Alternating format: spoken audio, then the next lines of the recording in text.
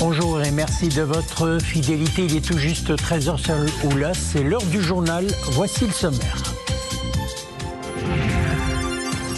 La région de Marrakech-Safi se dote d'une nouvelle cité des métiers et des compétences. C'est à Tamansourt que la structure accueille sa première promotion, composée de plus de 1550 stagiaires en première année. L'établissement offre 75 filières diplômantes et qualifiantes réparties en 8 pôles de métiers.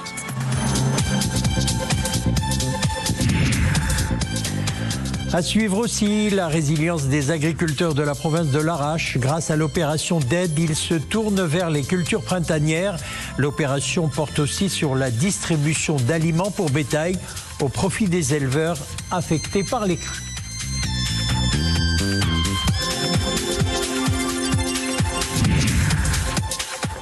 La demande en produits laitiers en forte augmentation durant Ramadan. La filière laitière est plutôt bien préparée durant ce mois sacré. Les coopératives accélèrent leur production et jouent un rôle clé dans la collecte et la distribution. Nous suivrons le reportage à Tétouan. La 9e cité des métiers et des compétences de la région Marrakech-Safi ouvre ses portes à Tamansourt. La cité accueille sa première promotion composée de plus de 1550 stagiaires en première année, colonne vertébrale de la feuille de route pour le développement de la formation professionnelle. La structure d'un coût global de 466 millions de dirhams propose une offre de formation variée et pluridisciplinaire. Reportage Soumia Belayachi, Hassan Moskour sur un commentaire de Mariam Lemessi.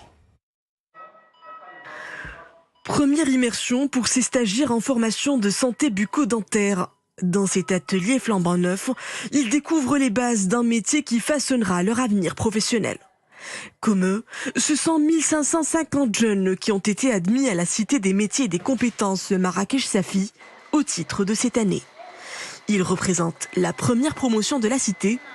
Tout est conçu pour leur permettre d'évoluer dans des conditions proches du réel.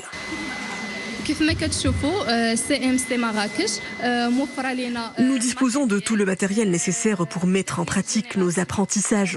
Cela nous permet d'être pleinement opérationnels une fois intégrés au marché du travail.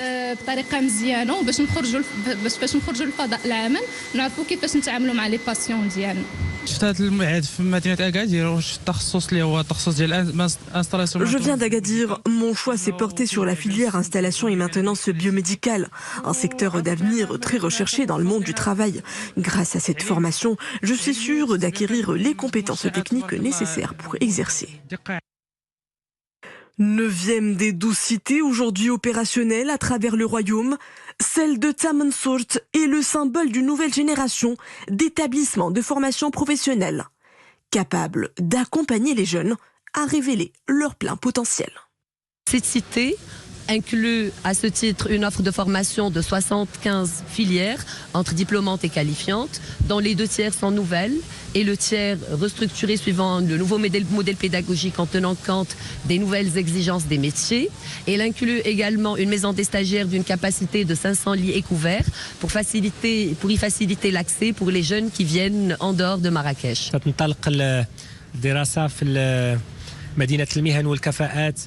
Nous sommes sur une méga structure étendue sur une superficie de 6 hectares.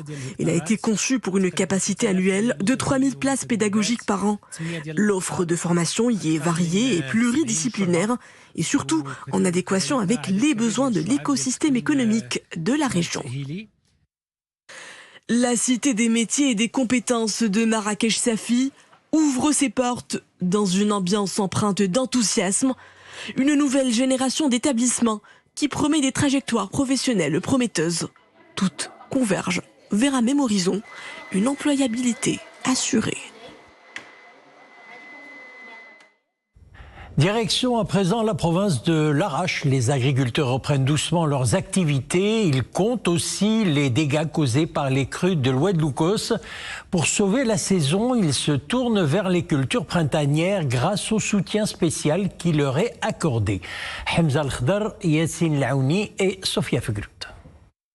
Le soleil est revenu, mais les racines de la canne à sucre baignent encore dans l'eau.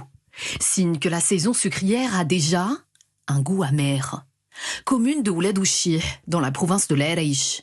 Ces agriculteurs n'ont d'autre choix que de désherber, ce qui, il y a quelques semaines encore, était de jeunes pousses prometteuses, est désormais bon à nourrir le bétail, car perdu pour la culture. Désormais, tous les espoirs se tournent vers les cultures printanières.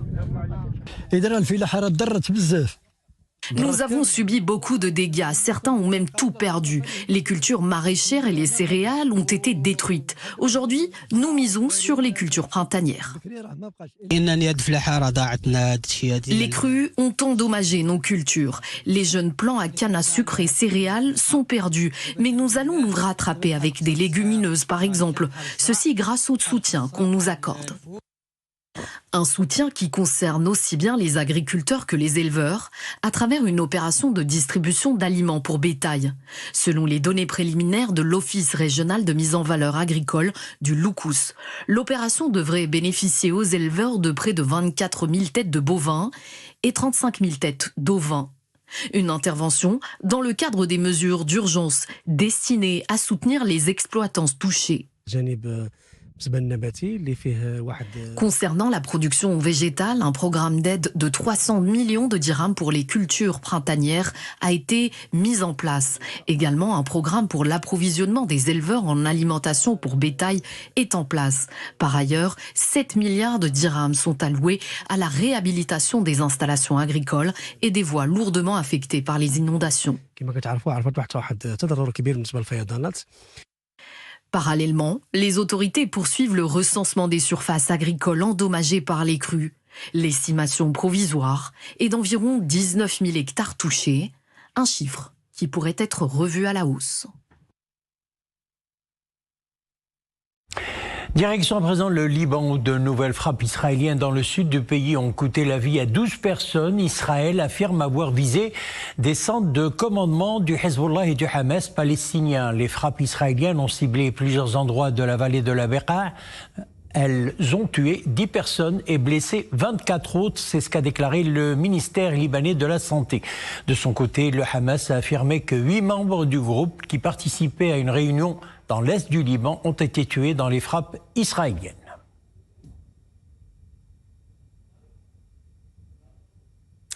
Et puis, conflit russo-ukrainien, Kiev annonce avoir repris ces derniers jours de larges portions de son territoire aux forces russes dans le sud du pays. À ce jour, 300 km² ont été libérés dans cette contre-offensive, toujours en cours, a affirmé le président ukrainien Zelensky, à quelques jours de la date anniversaire du lancement de l'invasion russe le 24 février 2022.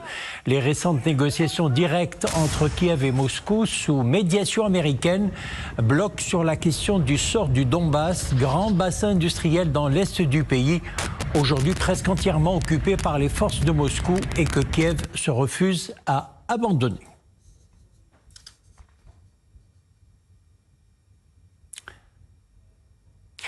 Les voitures diesel en perte de vitesse en Europe, selon des données publiées par Eurostat, les immatriculations de voitures particulières neuves dans l'Union européenne ont connu une transformation profonde au cours de la dernière décennie, marquée par un recul massif du diesel et une montée en puissance des motorisations électriques.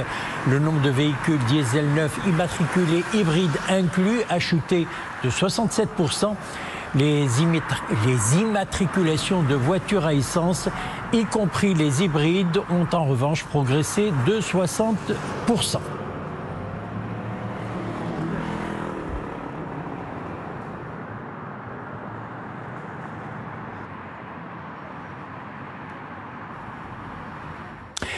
Et puis cette information qui vient de nous parvenir, la DGSN annonce dans un bilan préliminaire le décès de 4 de ses fonctionnaires à la suite d'un accident de la route impliquant l'autobus qui transportait des éléments de l'unité mobile de maintien de l'ordre dans la ville de Sidi Ifni en mission officielle vers la ville d'Agadir. Plus de détails dans nos prochaines éditions. Retour au Maroc, ou plutôt nous restons au Maroc, immersion dans un univers blanc immaculé. Le lait est une des stars des tables de ftour pendant le ramadan. Et pour répondre à une demande grandissante, les unités de production tournent à plein régime. Voyons le reportage à Tétouan. Il est signé Fenna Chakel Alaoui, Abdelali Gnouni et Mariam El-Messi. Dans cette usine de laiterie à Tétouan, chaque étape de production obéit à un contrôle minutieux. De la collecte chez l'éleveur à la mise en vente, les chaînes de transformation tournent en continu et les contrôles qualité s'enchaînent.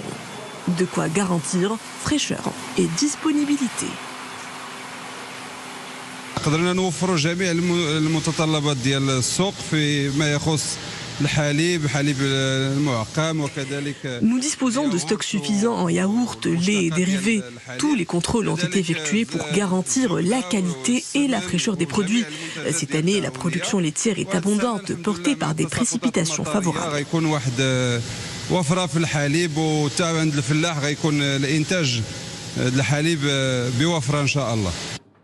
Arrivé dans les points de vente, c'est la ruée des acheteurs. Plusieurs familles se pressent à constituer leur réserve en fromage frais, beurre clarifié ou encore lait pasteurisé. Les rayons se remplissent et se vident à toute vitesse.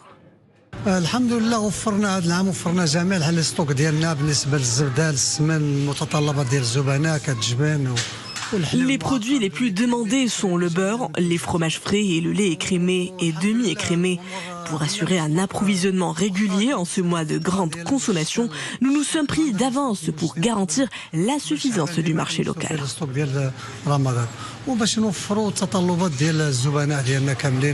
الحمد لله كاين الاقبال والامور ماشيه على ما يرام. هذا العام مع هذه المناسبه ديال الدخل الشهر المبارك ما كاينش شي. Notre principale zone de production est située au niveau du bassin du Loukous. Malgré les inondations, l'approvisionnement a été pleinement assuré grâce à la production provenant d'autres régions. Les consommateurs pourront se procurer leurs produits frais sur tous nos points de vente. Avec une consommation moyenne d'environ 74 litres par habitant par an, la filière laitière marocaine retrouve de l'élan, portée par une saison pluvieuse favorable. Avant de nous quitter, je vous propose un petit tour dans les montagnes de Turquie à la rencontre d'un des locaux, la belette blanche, un petit prédateur qui adopte en hiver un pelage entièrement blanc afin de se camoufler dans la neige. Mais attention, derrière son allure attendrissante se cache un véritable carnivore. La belette se nourrit de nombreux petits animaux et mérite ainsi son surnom redoutable de vampire de la forêt.